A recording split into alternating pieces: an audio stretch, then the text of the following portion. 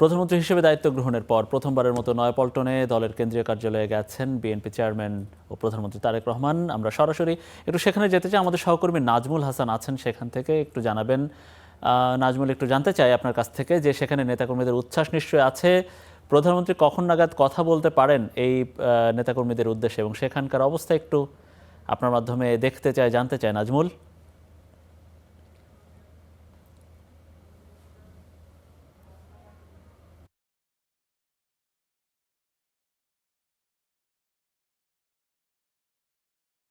বলছিলেন আসলে প্রথমবারের মতো প্রধানমন্ত্রী নির্বাচিত হওয়ার পরে প্রথমবারের মতো বাংলাদেশ জাতীয়তাবাদী দল বিএনপির যে কেন্দ্রীয় কার্যালয় রয়েছে সেই কার্যালয়ে কিন্তু ইতিমধ্যেই বিএনপির চেয়ারম্যান এবং প্রধানমন্ত্রী তারেক রহমান এসেছেন এবং কিছুক্ষণ পূর্বেই তিনি মূলত ভেতরে প্রবেশ করেছেন। এবং এখানে যেহেতু তাদের দলের চেয়ারম্যান এসেছেন, বর্তমান বাংলাদেশ গণপ্রজাতন্ত্রী বাংলাদেশ সরকারের প্রধানমন্ত্রী হিসেবে তিনি এসেছেন, স্বাভাবিকভাবেই এখানে অত্র এলাকায় যদি আমরা বলতে চাই কেন্দ্রীয় কার্যালয়ের একেবারে সামনের যে সড়কটি আছে ফকিরাপুল থেকে শুরু করে এদিক থেকে কাকরাইল পর্যন্ত আমরা যদি বলতে চাই, তাহলে পুরো সড়কটি হচ্ছে নেতাকর্মীদের দ্বারা এখন পূর্ণ হয়ে রয়েছে।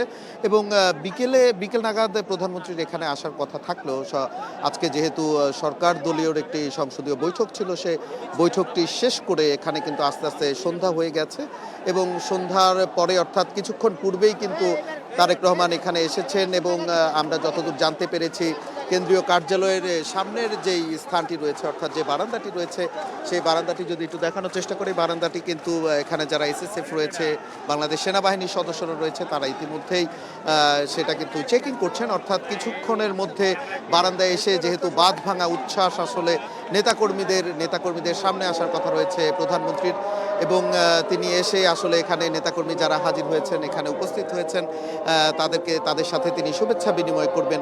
এবং এর আগে আমরা যদি একটু বলতে চাই, প্রধানমন্ত্রী তারেক রহমান দীর্ঘ 2 দশক পর গত বছর দেশে ফেরার পর অর্থাৎ 25 ডিসেম্বর তিনি যখন দেশে ফেরেন, সেই দেশে ফেরার পর 29 ডিসেম্বর কিন্তু তিনি তাদের যে কেন্দ্রীয় কার্যালয় রয়েছে বিএনপির, সেই কার্যালয়ে তিনি পরিদর্শনে এসেছিলেন। এবং 12 ফেব্রুয়ারি যে নির্বাচন হয়েছে সেই নির্বাচনে প্রধানমন্ত্রীর দায়িত্ব গ্রহণ করার পর এই প্রথমেই তিনি কিন্তু বাংলাদেশ জাতীয়তাবাদী দল বিএনপির কেন্দ্রীয় কার্যালয়ে এসেছেন। এবং এটা মূলত আসলে পূর্ব ঘোষণা অনুযায়ী তেমন কোনো কিছুই একেবারে আনুষ্ঠানিকতা ছিল না।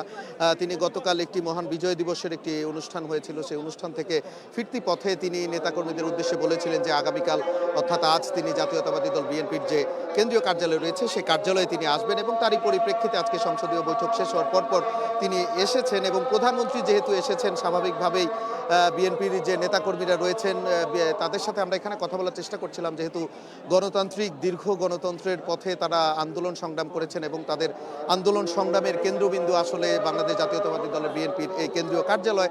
সেই কার্যালয়ে যেহেতু প্রধানমন্ত্রী এসেছেন, এখানে পরবর্তীতে আমরা দেখতে পেয়েছি সন্ধ্যা নাগাদ সংসদ থেকে একটি বাস যোগে কিন্তু এমপি, মন্ত্রী, প্রতিমন্ত্রীরাও এখানে এসে যোগ দিয়েছেন। মনির,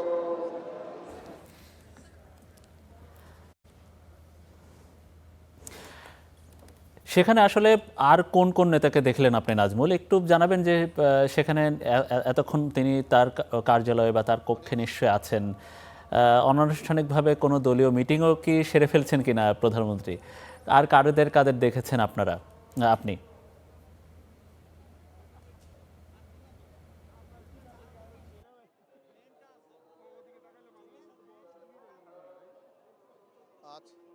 আচ্ছা মনির, আমরা যতদূর দেখতে পেয়েছি আসলে বাসটা যদিও একটু দূরে ছিল, তবে আমরা যে তথ্যটি পেয়েছি এখানে মিডিয়া সেলের যারা আছেন বিএনপি তাদের কাছ থেকে তথ্য আমরা পেয়েছি যে প্রতিমন্ত্রী সহ মন্ত্রী সহ এখানে আরও কয়েকজন এসেছেন। এবং দলীয় বৈঠক হচ্ছে কিনা আসলে সেই ব্যাপারে এখন পর্যন্ত কোনো তথ্য পাইনি, কিন্তু তিনি যেহেতু এতদিন পর কেন্দ্রীয় কার্যালয়ের ভেতরে প্রবেশ করেছেন এবং এখানে নেতাকর্মীরাও রয়েছেন, সেই হিসেবে তারা আসলে এখানে অনানুষ্ঠানিকভাবে কোনো কিছু যদি তারা বৈঠক করতেও পারেন, সেটা যদি হয়ে থাকে পরবর্তীতে আমরা সেই তথ্য পেলে আপনাকে জানানোর চেষ্টা করব।